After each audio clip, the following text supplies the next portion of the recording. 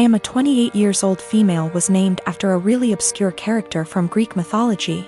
My preferred nickname is taken from the end of my name. I always introduce myself with I'm my name, but you can call me nickname.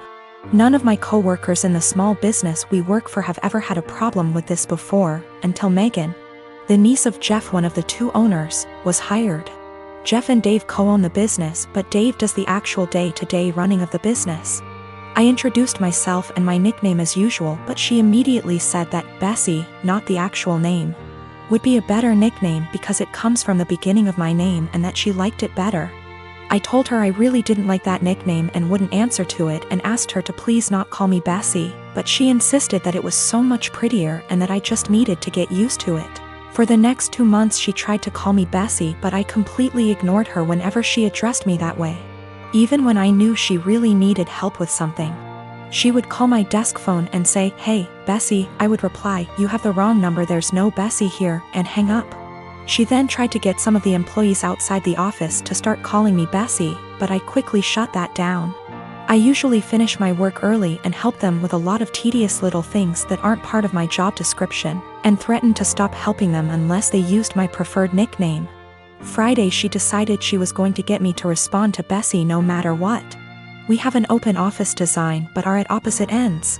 She started calling out Bessie in a sing-song voiceover and over again to try and annoy me enough to respond.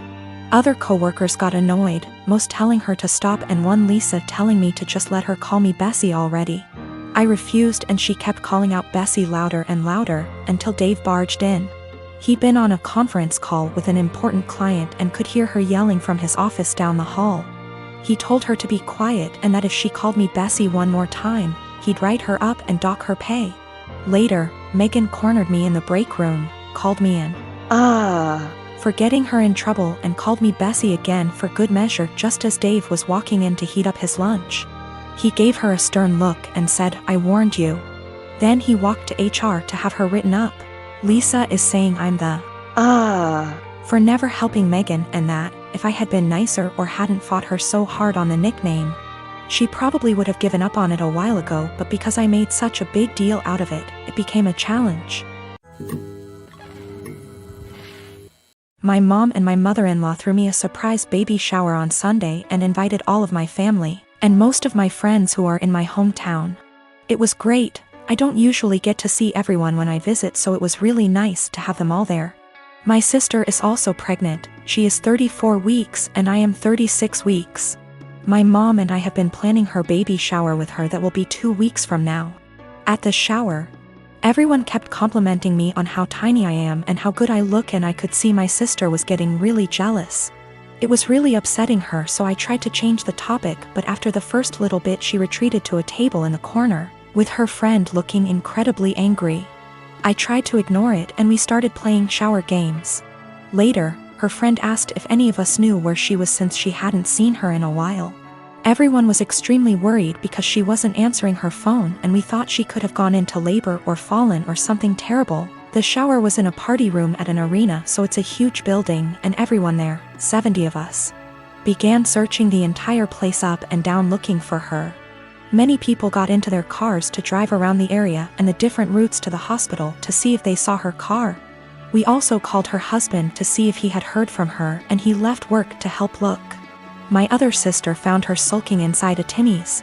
She refused to come back to the shower because she was upset that she wasn't getting any attention and everyone was fawning over me. It took a while for everyone who left to get back, and while we tried to carry on with the shower, the whole mood was soured and it was really awkward. I'm so upset with her now. I suspect once the baby comes I won't go down to my hometown as much, and I won't get to see many of those people as often as I did before. So that was my last chance to get together with everyone before the baby. It's not even the first time she's done something like this. At my wedding she complained to anyone who was willing to listen about how my husband is very touchy-feely with me. And now whenever he touches me in any way in front of her she'll grumble and roll her eyes like she is upset that he is attracted to me, or something. He dropped me off at the shower, and when we were talking to friends he was standing behind me holding my belly, and she said, "That's disgusting," and made a gagging noise. She also won't show up to something unless someone has called her to ask where she is and tell her we're waiting for her. It's a little game that she likes to play. I don't know what her problem is, but I'm so sick of it. She hasn't spoken to me since the incident and won't return my calls or texts, but I think she owes me an apology. If she can't apologize, I don't think I want to continue to plan and pay for her baby shower. Is that fair? My mom and my aunt think I just need to try to move past it because that's just how she is. My husband feels differently and he thinks I should stop doing anything for her because she continuously disrespects us and our marriage. My brother-in-law, Sammy, lost his home shortly after his divorce 10 months ago. He moved in with us and brought his twin daughters, Olivia and Sloane 18, with him a couple of months ago. His sister, my wife, and I have one daughter, Zoe 16, and she and her cousins aren't close but get along fine. Olivia and Sloane have no respect for Zoe's privacy, none. They used to walk into her room and take everything they get their hands on. Makeup, phone accessories, clothes, school laptop, etc. Zoe complained a lot and I've already asked the girls to respect Zoe's privacy and stop taking things.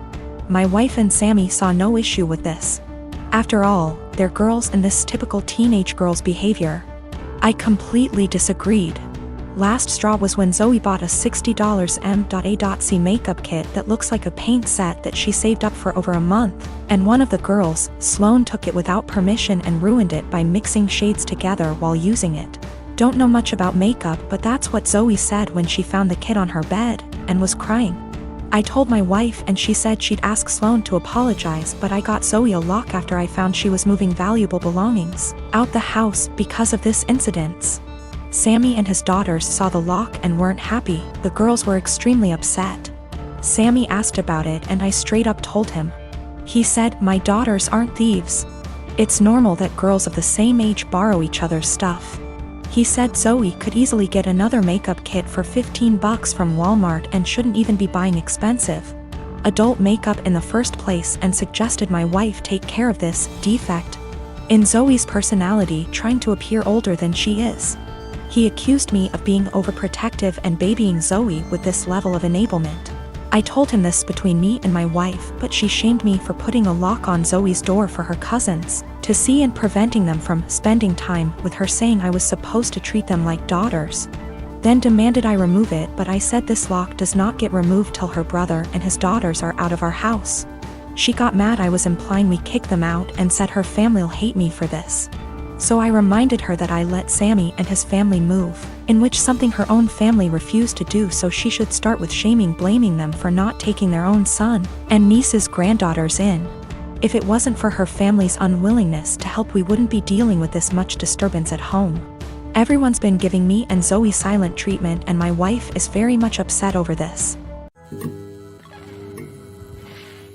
So recently I found out my 15-year-old son, Jacob, pulled an incredibly cruel prank on one of the girls I'll call Ashley, that's in his friend group. I know this girl. She's been to our house and even attended Jacob's birthday party a month ago. She seemed incredibly sweet, if not a bit shy. So when my oldest son, Mark, he's 17, came to me and told me Jacob had asked Ashley out on a date as a prank, I was stunned. I of course asked how he could know this, hoping as any mother would that it wasn't true.